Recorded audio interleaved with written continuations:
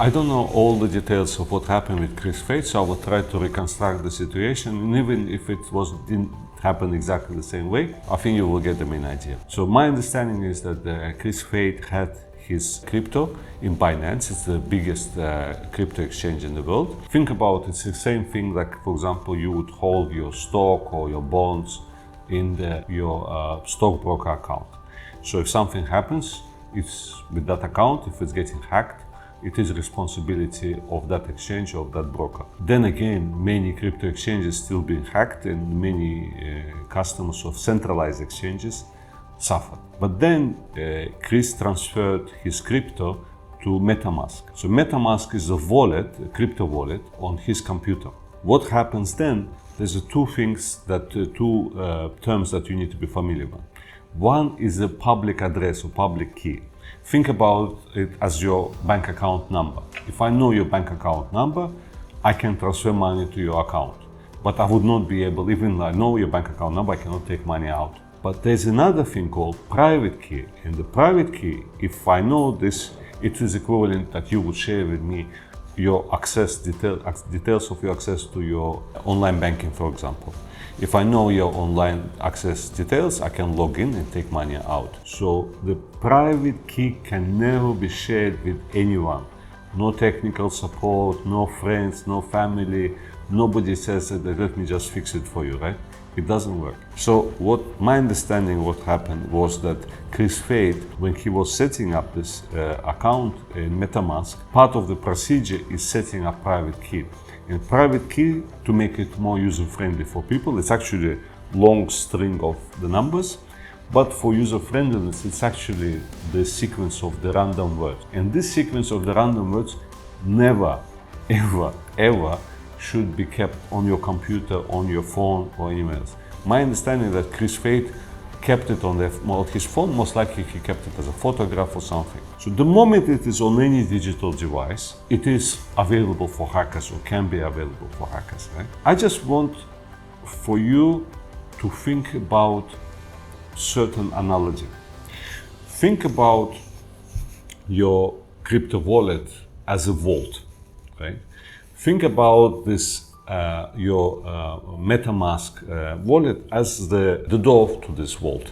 Think about it's very thick, it's very strong, it's very well protected, right? And now think about what's happened. If you keep the secure password or private key on a computer, it is very similar to have your vault, your made of steel, completely bulletproof, but with the key conveniently left, or security combination conveniently left next to your safe, right? So what happens, and my suggestion is, any person who starts investing into crypto, any person who is using not the exchange for holding the crypto, but their personal MetaMask address or there's other wallets, has to invest into the simple device. Right? So this is not a promotion, right? But this is a ledger. So what happens is, assume you, for example, you have access from your personal computer. Assume on your computer you have viruses. The hacker managed to have access to your computer. The hacker can read every single keystroke. The key to your safe is held on this device, and it never leaves this device, and it connects via USB to your computer. Therefore, it never ever, your private key never reaches internet. It always stays offline. So if Chris Fate would invest into this device, which is available in Dubai, available directly from the website ledger.com, this situation most likely will not happen. Again, what happened with Chris Fate, again, I'm trying to reconstruct it, but my understanding is he being a public figure, right? He shared what happened with him with the public, and there was instantly people who wanted to help. Those people who want to help, most of the time, unfortunately, are hackers again, right? So they say, oh, please give us this, please do this, please. Basically, it's either social engineering or just desire.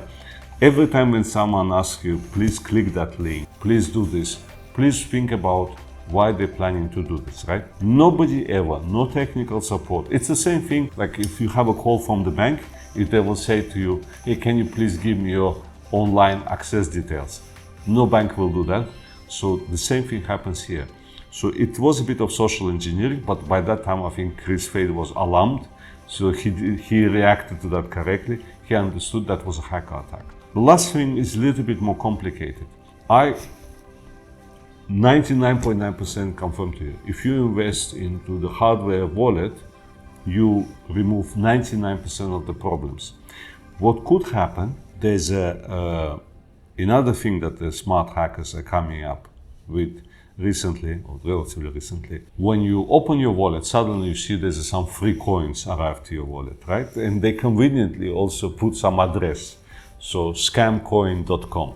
So when you go to scamcoin.com, and you can see the wallet shows that the coin is supposedly worth anything from, I've seen it from $1 to $50,000 to $80,000. So you think, okay, I got these coins for free, let me exchange them to the normal coins and make money out of nothing. The free cheese is usually only in a mousetrap. So what happens is people will take them to their hacker's website. On that hacker website, you use your smart ledger, you authorize the hackers to take every single penny from, or every single coin from your account. So instead of converting these scam tokens to real tokens, what happens is they will completely clean up your wallet, either instantly or later on. So I think is that crypto is exciting.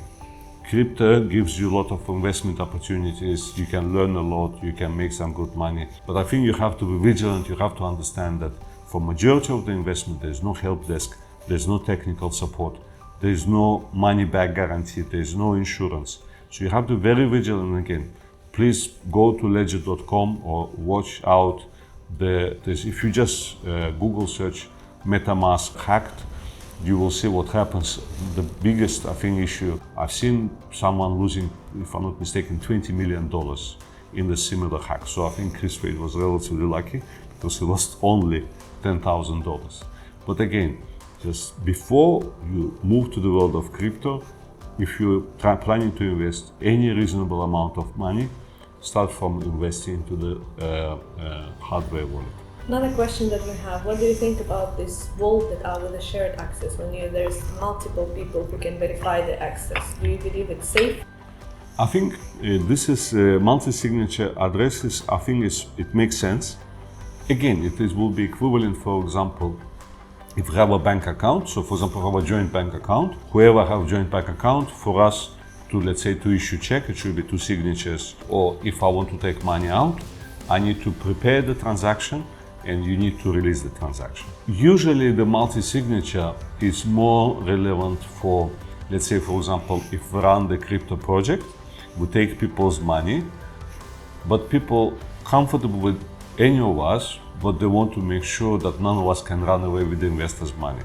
So I think for this purpose, I think multi-signature, it makes more sense. If you just worry about your own money, think about inconvenience, right? If you will make it multi-signature, if something will happen with other person, again, it could be the situation when you would not be able to recover your money at all, right? So it comes a double-edged sword.